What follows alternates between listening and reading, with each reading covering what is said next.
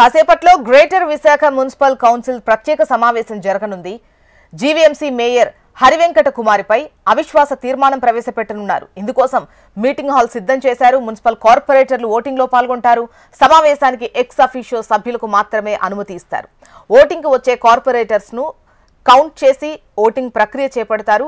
కార్పొరేటర్లు చేతులెత్తి మద్దతు తెలపబోతున్నారు. ఇక అవిశ్వాస తీర్మానానికి 2/3 వంతు మెజారిటీ అవసరం.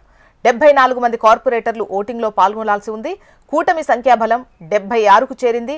టీడీపీ తరపున 49 మంది, జనసేన 12, బీజేపీకి 2, సిపిఎంకు 1, సిపిఐకి 1 చొప్పున కార్పొరేటర్స్ ఉన్నారు.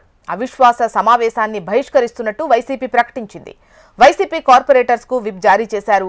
కూటమి కార్పొరేటర్లు మ్యాజిక్ ఫిగర్ దాటేసి అవిశ్వాసానికి సిద్ధంగా ఉన్నారు. అవాంఛనీయ సంఘటనలు జరగకుండా ముందస్తు ఏర్పాట్లు చేపట్టారు. గుర్తింపు కార్డులు ఉన్నవారిని మాత్రమే సమావేశానికి వెళ్లేలా ఏర్పాట్లు చేపట్టారు. జీవీఎంసీ పరిసర ప్రాంతాల్లో పోలీసులు భారీగా మోహరించినట్లుగా తెలుస్తోంది. డీటెయిల్స్ అందించేందుకు లైవ్ లో మనకు అనురాధ సిద్ధంగా ఉన్నారు. అనురాధ, జ్యోత్స్న, ప్రస్తుతం విశాఖపట్నంలో ఇప్పటిదాకా కూడా ఉత్కంఠత రేపిన విశాఖ జీవీఎంసీ మేయర్ అవిశ్వాస తీర్మానం సమావేశానికి సంబంధించి మరి కాసేపట్లో సమావేశం ప్రారంభం కానుంది. ఇందుకు సంబంధించి ఇప్పటికే కార్పొరేటర్స్ అంతా కూడా జీవీఎంసీ కార్పొరేషన్ కార్యాలయానికి వెళ్లేదానికి సిద్ధమవుతున్నారు. మనం విజువల్స్ లో స్పష్టంగా చూడొచ్చు. ఇప్పటిదాకా కూడా ఒక హోటల్లో ఇక్కడ జిల్లా ఇన్ఛార్జి మంత్రి డోలా బాల వీరాంజనేయ స్వామితో పాటు అనకాపల్లి ఎంపీ సీఎం రమేష్, అలాగే ఇతర రాష్ట్ర అధ్యక్షుడు పల్లా శ్రీనివాస్తో పాటు ఇతర ముఖ్య నేతలంతా కూడా ఇక్కడ సమావేశమయ్యారు. కార్పొరేటర్స్ అందరితోని కూడా ఇప్పుడు వాళ్ళందరూ కూడా మరి కాసేపట్లో జీవీఎంసీ కార్యాలయానికి వెళ్తారు. అయితే ఇక్కడ చూసుకున్నట్టయితే మొత్తం 111 మంది సభ్యులు ఉండాలి. ఎక్స్ అఫీషియో సభ్యులతో కలుపుకొని 111 మంది సభ్యులు ఉంటే అందులో 2/3 వంతు మెజారిటీ అనేది అవిశ్వాసం నెగ్గా రావాలి. దీనికి సంబంధించి 74 మంది కార్పొరేటర్స్ ఓట్ చేయాల్సి ఉంటుంది. అయితే కూటమి ఇప్పటికే ఆ మ్యాజిక్ ఫిగర్ని దాటింది. సంఖ్యాబలాన్ని పూర్తి స్థాయిలో సమకూర్చుకొని దాదాపుగా 76కు పైబడి సంఖ్యాబలం తమ దగ్గర ఉంది అనేది ధీమా అయితే వ్యక్తం చేస్తున్నారు. ప్రస్తుతం లోపల ఇన్ఛార్జి మినిస్టర్తో మొత్తం ముఖ్య నేతలంతా కూడా సమావేశమయ్యారు.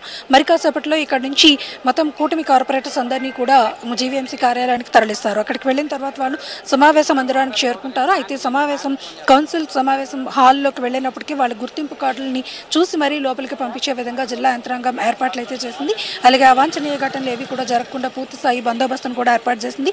మొత్తం ఈ ప్రక్రియ అంతా కూడా అంటే ఓటింగ్ ప్రక్రియలో వాళ్ళు పాల్గొనేటప్పుడు చేతులెత్తి వాళ్ళ మద్దతుని తెలియజేయాల్సి ఉంటుంది. ఓటింగ్ ప్రక్రియ అంతటినీ కూడా వీడియో రికార్డింగ్ కూడా చేసే విధంగా ఏర్పాట్లు అయితే మాత్రం చేస్తున్నారు. మొత్తానికి చూసుకుంటే కనుక కూటమి చేపట్టిన ఈ గ్రేటర్ ఆపరేషన్లో పూర్తి స్థాయిలో సంసిద్ధంగా వాళ్ళు విన్ అయ్యే అవకాశాల కోసం చూస్తూ ఉన్నారు. అయితే ఇప్పటికే మ్యాజిక్ ఫిగర్ దాటున్నారు కాబట్టి వాళ్ళంతా కూడా ధీమా అయితే వ్యక్తం చేస్తున్నారు. కానీ వైసీపీ నేతలు మాత్రం ఈ సమావేశానికి రావటం లేదు, సమావేశాన్ని బహిష్కరిస్తున్నామని ఎప్పటికే ప్రకటించారు. అయితే మొత్తానికి చూసుకుంటే కనుక జీవీఎంసీలో మేయర్ మీద అవిశ్వాస తీర్మానం మరి కాసేపట్లో ప్రారంభం కానుంది. మేయర్ హరివెంకట కుమారి అవిశ్వాస తీర్మానాన్ని ఎదుర్కోబోతున్నారు. దీనికి సంబంధించి పూర్తి స్థాయిలో ఏర్పాట్లన్నీ కూడా పూర్తయ్యాయి.